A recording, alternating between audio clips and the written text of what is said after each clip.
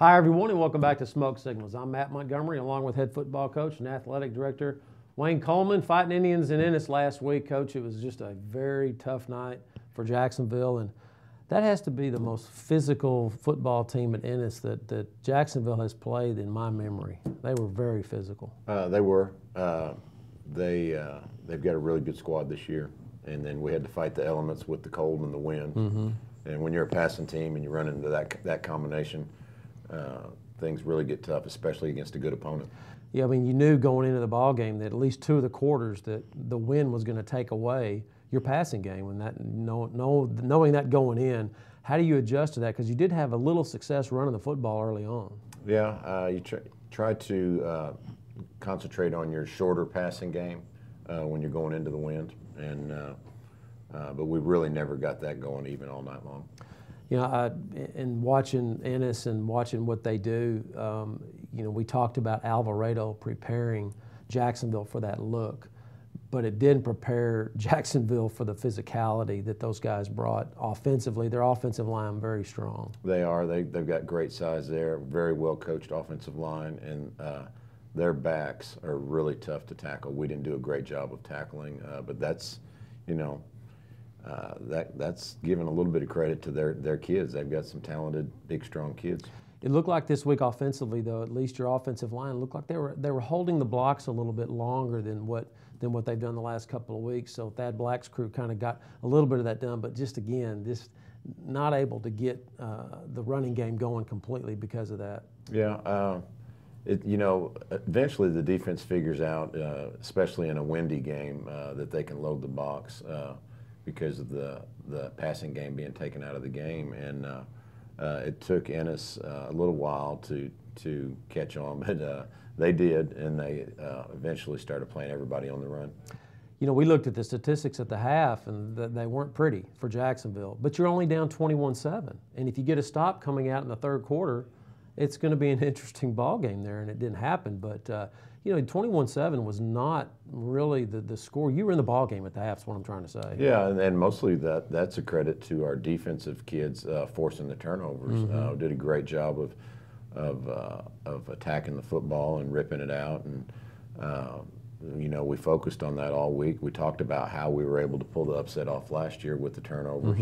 And so we knew going in that was going to be a key, and the kids on the defensive side worked really hard on that part. Yeah, you got 3 turnovers in the first half, and probably the key one, which we'll see here in a moment when we look at the highlights, was the interception by Braylon Ryden, because Ennis is about to go up 28-0, and then he gets the pick at the 10, runs it back, or around the goal line, runs it back, and you have a 60-yard drive for that score to end the half. Yeah, it's a 14-point swing. Instead of 28-0, it's 21-7, and so no doubt that was a huge play, at least at that point in the game it was. Well, let's take a look at some of the highlights. Jacksonville versus Ennis last week. First play right here. Coach, I think people have kind of figured Cade out just a little bit, but you know he's throwing in the wind right there. Yeah, the wind knocked that ball down. Cade had a step too. Yeah, Cade had a chance there. He got behind him. Here's a run by their great running back, James Harris, the leading rusher in the district. Shiloh gets a strip. TJ gets a turnover. Just a great job of recognizing where the ball is and attacking the football. Of course, this is what Ennis does, that, you know, just when you think you have them, they get the big touchdown run here. Kyrie Holloway. Oh, I mean, just breaking tackles. Big, strong kid. Very hard to bring down. Yeah, D. Spencer right there. I mean, I think the wrong angle he took there, I don't think he realized Holloway was that fast. So Right. Here's your biggest play of the game, a 25-yard run by T.J. Ratliff, your junior running back. Yeah, right up the middle. And like you said earlier, the offensive line did do a good job of opening some holes during the game. And here's their great back, Tyson Thompson, the 9-year starter, as we call him. Yeah, he's played a lot of football for them. Braylon Ryden staying with it, though. What a nice play by Braylon. Just great effort play. You never know when that play is going to, you know, save a ball game or turn a game. That's right. Fake punt here, Coach. They called it well. You got to give them credit. Nice job by them, but really we just didn't get lined up right. Here's that pick down at about the 7-yard line. Braylon Ryden stops the touchdown, and he just runs over their quarterback, just annihilates him. And then here's your touchdown right here. 3-yard run out of the Wildcat for TJ. Kids did a good job of finishing that drive after the interception, of making sure we got down there and got it in the end zone. So you come out in the second half and third quarter, and they get the football to start the third quarter. They deferred. They go right down the field, and here's James Harris for 39 yards for them. Just a physical team up front. Nice job by their coaching staff on their play calling, using the motion to get us to over-adjust. We'll finish it off here with a run by their Stephen Alexander, 34 yards for the score. Just good. Look at the stock block out there in the corner. Good, oh man. Just a physical team, Coach. There's just not much else we can say. They proved that they're the best team in 17-5A. I guess we'll find out when they finish the district slate with Corsicana in a couple of weeks. But that's over, and now the playoffs, if you will, really begin for Jacksonville. It's Lindale at Lindale.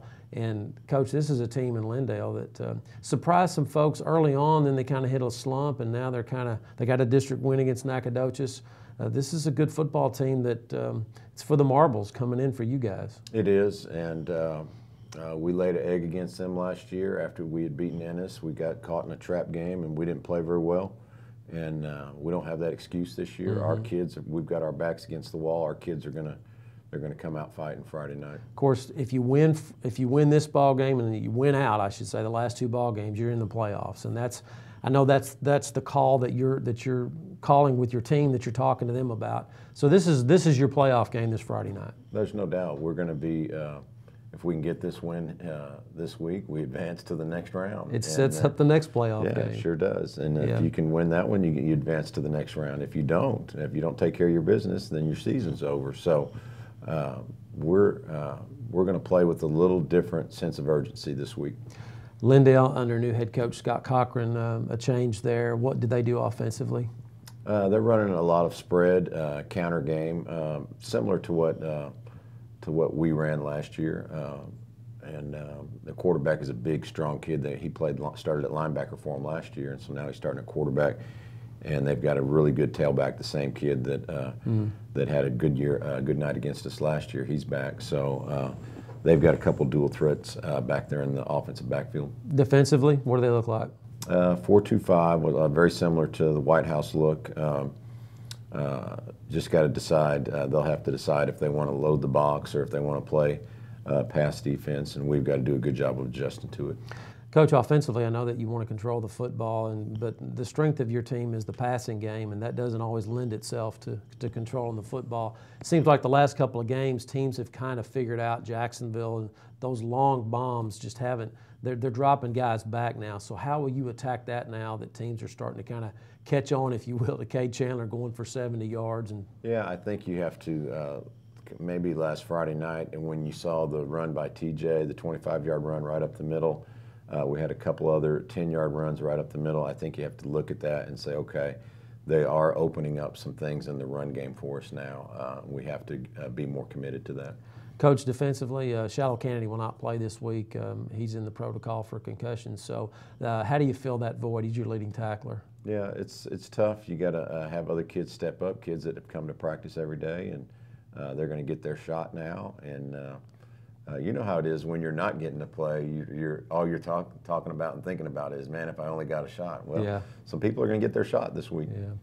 Where's your team emotionally right now? I mean, obviously a couple of disappointing losses right there to start the district, and then Ennis last week, just again physical loss. Talk about where your team is right now emotionally. What they feel is on the line here. I'm sure the seniors, are feeling like, man, this isn't turning out the way I wanted it to, but. I asked them the other day in practice, okay, if I told you that you had 2 games to make the playoffs, you got to win these 2 games, I mean, who do you want to play? Do you want to play Corsicana and Ennis, or do you want to play Lindale and Nacogdoches? And we know Lindale and Nacogdoches are going to come out and give it everything they've got. Because they're still in it too. Yeah, they're trying to get it. They're trying to get in the playoffs, but the bottom line is the schedule is set up really in our favor to have a chance to make a playoff run. We haven't gone through this part of the schedule yet. We've played, probably the first and second place teams already in our district. So we do know that's reality, but we can't let that minimize the effort that it's going to take. Coach, what are the keys to the game for your team to get the win? I think we've got to definitely throw the ball better than we did last week. Hopefully the weather cooperates a little bit, but you can't count on that. You have to be able to make the adjustment and run the ball. And really our defense has been trying to keep us in games. We've got to start scoring some points on the offensive side. So if we don't get into the 20s offensively, we're probably going to be in trouble. It's Jacksonville versus Lindale, Week 9 at Eagle Stadium in Lindale. We'll be on the air at 6:50 on 94.3 The Bull. I'm Matt Montgomery for head coach Wayne Coleman. We'll see you next time right here on Smoke Signals.